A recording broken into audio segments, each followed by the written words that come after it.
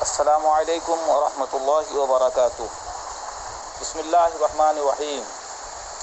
الحمد للہ رب العالمین والصلاة والسلام علی حبیبہ سید المرسلین وعلی آلہ واصحابہ اجمعین۔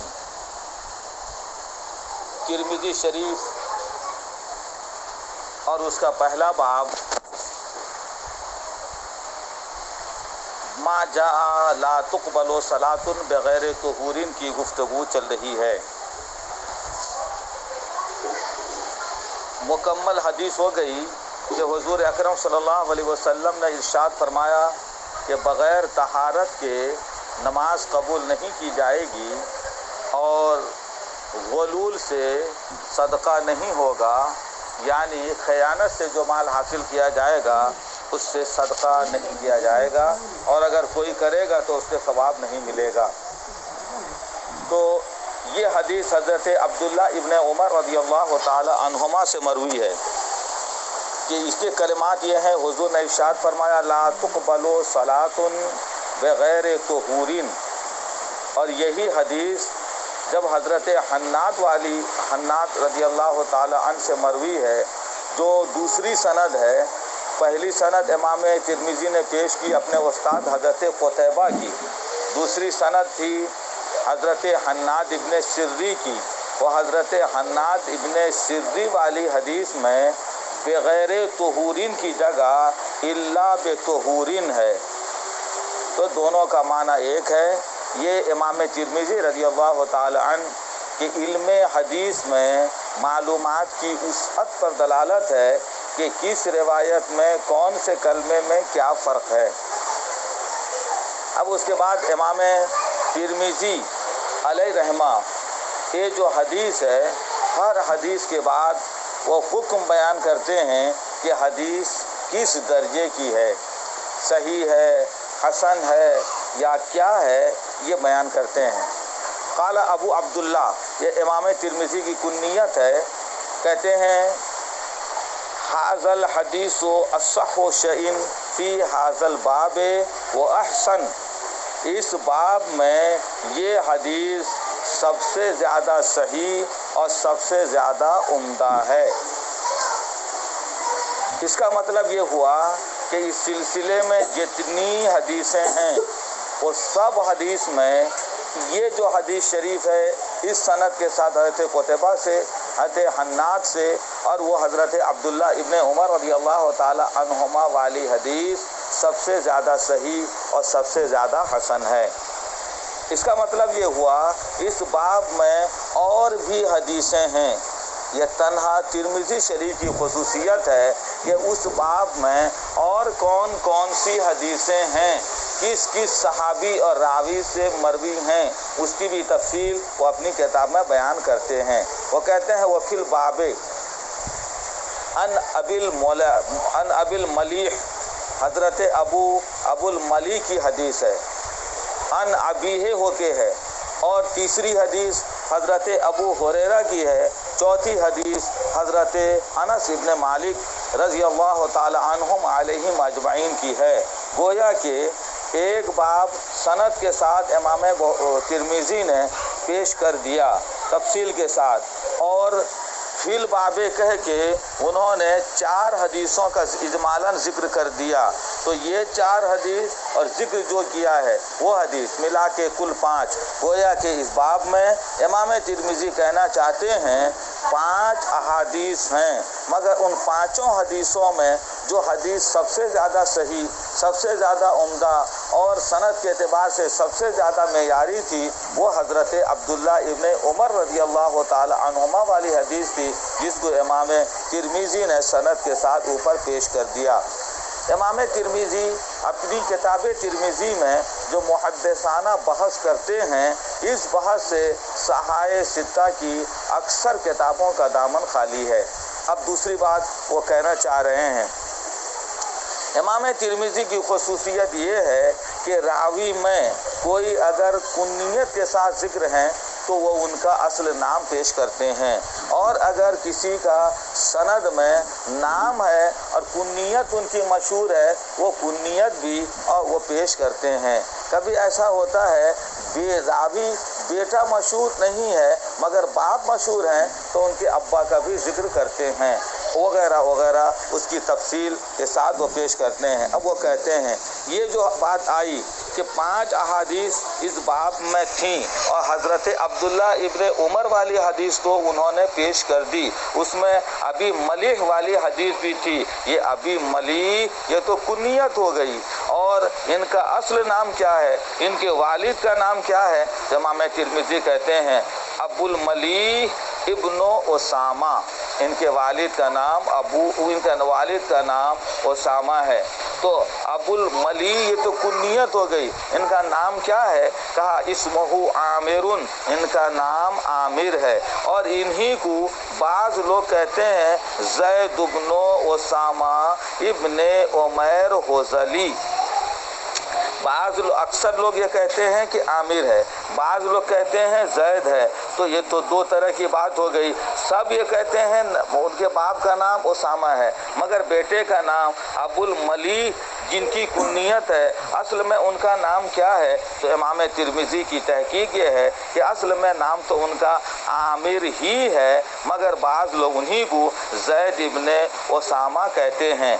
जो ज़ैद इब्ने उसामा का कौल था उसको युकालो कह के इमाम तिरमिज़ी नक़ल करते हैं। और ऐ तलबा प्यारे, आप जानते हैं युकालो ये फ़ेले मजहूल है, और फ़ेले मजहूल से जब किसी कौल की ताबीर की जाती है तो उस कौल का ज़ोह बताया जाता है। ये तफन्नुन फ़न है, ये इमाम तिरमिज़ी का उसलूब बयान है कि ये अबू आमिर कहा तो डायरेक्ट कहा इस्महु आमिर, कि अबू मली का नाम आमिर है। और जब उनका कौल ज़ैद इब्ने उनका नाम ज़ैद कहा तो युकालो कह के ताबीर किया। इससे इमाम तिरमिज़ी ये फ़ैसला करना चाहते हैं, दो कौल हो गया उनके नाम में, अबू मलीह के नाम में, कि वो आमिर है या ज़ैद। तो तहकीक ये है कि उनका नाम आमिर है, और ज़ैद वाला कौल ये ज़ईफ़ है। ये खुसूसियत सिर्फ इमाम तिरमिज़ी रहमतुल्लाह ताला अलैह की है। अब देखिए बाब वो मुकम्मल हो गया। दूसरा बाब इस सिलसिले में इमाम तिरमिज़ी पेश करते हैं बाब मा जा फ़ी फ़ज़्ल तहूरे। ये बाब है जो हदीस आई तहारत की फजीलत के बाब में। इससे पहले भी आपने पढ़ लिया, यहाँ तहूरो तहारत से मुराद वज़ू है। अब उसका मतलब ये हुआ कि वज़ू की फजीलत के सिलसिले में जो हदीसें आई हैं उसका बाब उन्होंने कायम किया, यानी वज़ू की फजीलत की हदीस। इमाम तिरमिज़ी यहाँ भी दो सनद के साथ आने वाली हदीस को पेश करते हैं। एक तो उनके उस्ताद हज़रत इसहाक इब्ने मूसा अंसारी हैं, और दूसरी सनद उनके उस्ताद हज़रत कुतैबा हैं। दोनों जगह हज़रत इमाम मालिक रज़ी अल्लाह ताला अन्हु से ये हदीस मरवी है। पूरी हदीस सुनिए। ये हज़रत अबू हुरैरा रज़ी अल्लाह ताला अन्हु सहाबी रसूल इस हदीस के रावी हैं। काल उनका बयान है, काला रसूलुल्लाह सल्लल्लाहु अलैहि वसल्लम, और रसूल अकरम सैयद आलम सल्लल्लाहु अलैहि वसल्लम ने इरशाद फरमाया, इज़ा तवज़्ज़अल अब्दुल मुस्लिम।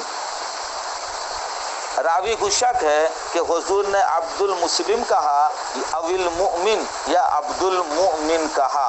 क्या मतलब हुआ कि हुजूर ने फरमाया जब बंदे मुसलमान वज़ू किया या वज़ू करता है, फ़ग़सला वजहहू, तो अपने चेहरे को वो धोया, यानी धोता है, तो खरजत मिन वजहिही कुल्लु खतीअतिन नज़रा इलैहा बिअैनिही, तो निकल जाती है उसके चेहरे से तमाम बदी, तमाम गुनाह निकल जाता है, नज़रा इलैहा बिअैनिही, जिससे वो आँख के ज़रिया से उसने गुनाह किया था, और चेहरा से के धुलते ही आँख तक का गुनाह निकल जाता है। कैसे निकलता है? माल माए या मा आखिर कतरिल माए। वज़ू ने फरमाया वज़ू के पानी के साथ निकल जाता है, या वज़ू के पानी के आखिरी कतरे के साथ आँख का गुनाह भी ख़त्म हो जाता है।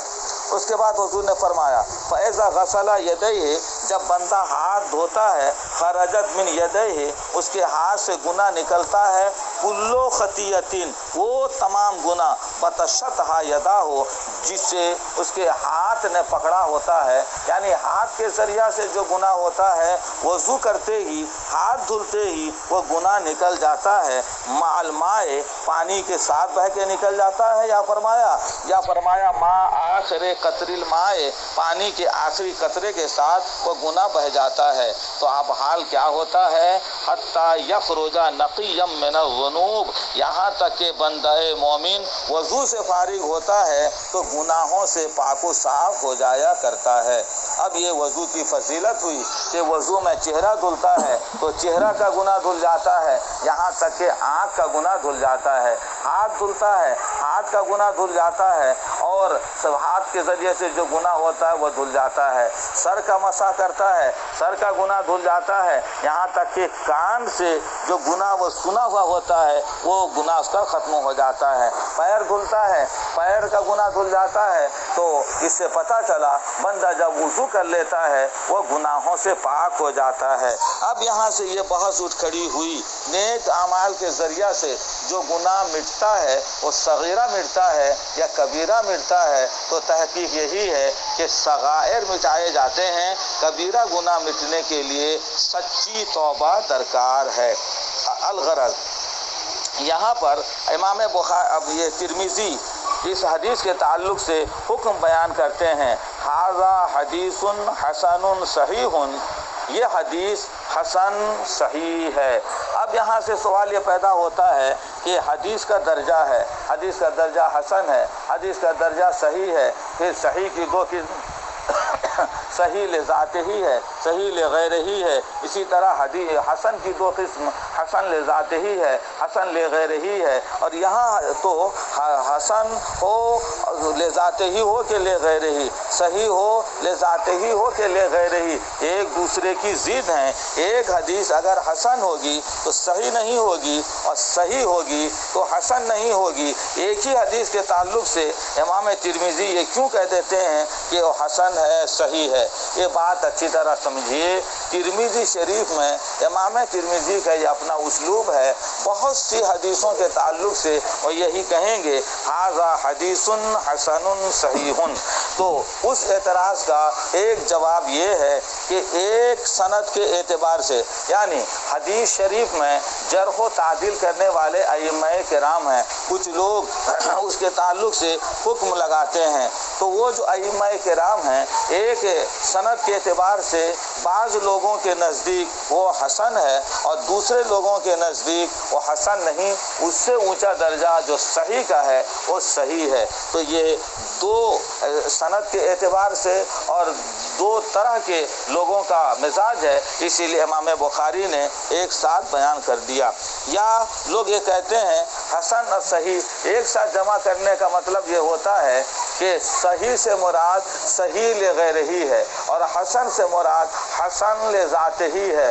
جو حدیث حسن لذات ہی ہو گئی وہ صحیح سے قریب ہو گئی، اور جو حدیث حسن صحیح لغیر ہی ہوئی وہ حسن سے قریب ہو گئی، اسی لیے یہ قربت کی وجہ سے امام ترمذی نے حسن صحیح کا حکم لگا دیا۔ الغرض یہ بات تو ہو گئی، اب یہاں پر ایک بات رہ گئی یہ بحث کہ دو سند تھی، ایک جناب اسحاق ابن موسیٰ کی، دوسری حدیث قتیبہ کی، وہ دونوں حدیث امام مالک رضی اللہ تعالیٰ عنہ سے مروی ہے۔ اس میں پھر صحیح کون ہے؟ تو کہا کہ وہ حدیث صحیح ہے جو ہوا حدیث مالک، جو حدیث مالک ہے، اور اس کے اوپر وہ روایت کرتے ہیں حضرت سہیل سے، اور وہ روایت کرتے ہیں اپنے والد سے، یعنی اپنے والد سے ابو صالح سے، وہ روایت کرتے ہیں ابو ہریرہ سے۔ یہی جو سند ہے یہ سند بہت عمدہ ہے، اسی کے بارے میں کہتے ہیں کہ یہ حسن اور صحیح ہے۔ اب یہاں پر کوئی گفتگو آ پڑی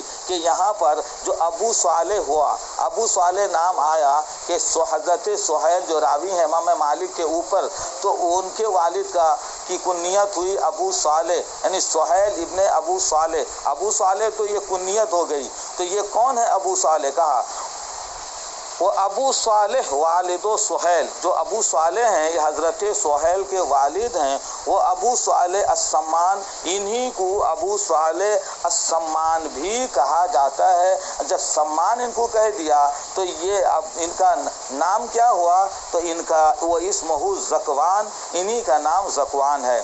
اور اب حضرت ابو ہریرہ کا نام آ گیا۔ حضرت ابو ہریرہ کے نام کے سلسلے میں جو اختلاف ہے اسے بتانا چاہ رہے ہیں کہ ابو ہریرہ تو ان کی کنیت ہو گئی، ان کا نام کیا ہے؟ تو شارحین یہ کہتے ہیں ان کے نام میں 30 اقوال ہیں، یہ نام ہے یا اے نام ہے یا اے نام ہے یا اے نام ہے، اس طرح 30 اقوال ہیں۔ مگر بعض ان کی کنیت سے یہ مشہور ہو گئے۔ بعض لوگ کہتے ہیں کہ قبیلہ والے نے ابو ہریرہ کہہ دیا، بعض لوگ کہتے ہیں کہ گھر کے کسی نے ان کو ابو ہریرہ کہہ دیا، اس لیے کہ یہ بلی سے بہت محبت کیا کرتے تھے۔ اس سلسلے میں لوگوں نے ایک واقعہ بھی بیان کیا کہ حضرت ابو ہریرہ بلی سے بہت محبت کرتے تھے۔ ایک چھوٹی بلی یعنی بلی کا بچہ اپنے کرتے کی قمیض کی آستین میں وہ لے کے رکھتے تھے، جہاں چلتے تھے تو ساتھ میں بلی یا بلی کا بچہ ہوتا تھا۔ اسی کیفیت کے ساتھ وہ حضور کی بارگاہ میں ایک مرتبہ حاضر آ گئے اور آستین سے بلی گر گئی۔ حضور کے جلوے جہاں آرا کے مشاہدہ میں اس قدر وہ غرق ہو گئے، انہیں پتہ نہ چل سکا کہ آستین کھل گئی اور بلی کب گر گئی۔ اب بلی جب زمین پہ گر گئی اور حضور صلی اللہ علیہ وسلم نے ان کو ابو ہریرہ کہہ دیا، اسی دن سے یہ ابو ہریرہ میں اپنی کنیت سے مشہور ہو گئے۔ ان کا نام کیا ہے؟ اختلاف اتنا ہوا کہ 30 اقوال اس میں ہو گئے۔ اس سلسلے میں حضرت امام ترمذی کہتے ہیں ابو ہریرہ ایک تو کنیت ہو گئی، ابو ہریرہ اختلافوا فی اسمہ، علماء کرام نے ان کے نام میں اختلاف کیا۔ فقالو، کچھ لوگوں نے کہا عبد الشمس تھا، وقالو، اور کچھ لوگوں نے کہا عبداللہ ابن عمر ان کا نام تھا، اور ہاکذا قال محمد ابن اسماعیل، اور ایسے ہی کہا حضرت محمد ابن اسماعیل نے۔ یہ امام بخاری ہیں، ان کا نام محمد ہے، ان کے والد کا نام اسماعیل ہے۔ امام ترمذی کے چونکہ استاذ ہیں اور حدیث کے باب میں امام بخاری کی بات پتھر کی لکیر ہے، اس لیے امام بخاری کا قول انہوں نے پیش کر دیا کہ زمانے جاہلیت میں یہ عبد الشمس ان کا نام تھا، اور اسلام لانے کے بعد حضرت ابو ہریرہ کا نام عبداللہ ابن عمر ہو گیا۔ یہی بات امام محمد ابن اسماعیل بخاری کہتے ہیں وَحَذَا الصَّحْ، بہت سا قول ہے، صحیح ترین قول کون ہے؟ امام ترمذی محاکمہ کرتے ہیں، فیصلہ کرتے ہیں حَذَا الصَّحْ، جو امام بخاری نے کہا وہی قول زیادہ صحیح ہے۔ اس کے بعد حضرت صنابحی کے تعلق سے ایک معرکۃ الآراء گفتگو آ رہی ہے، اسے پھر انشاءاللہ عرض کریں گے۔ السلام علیکم۔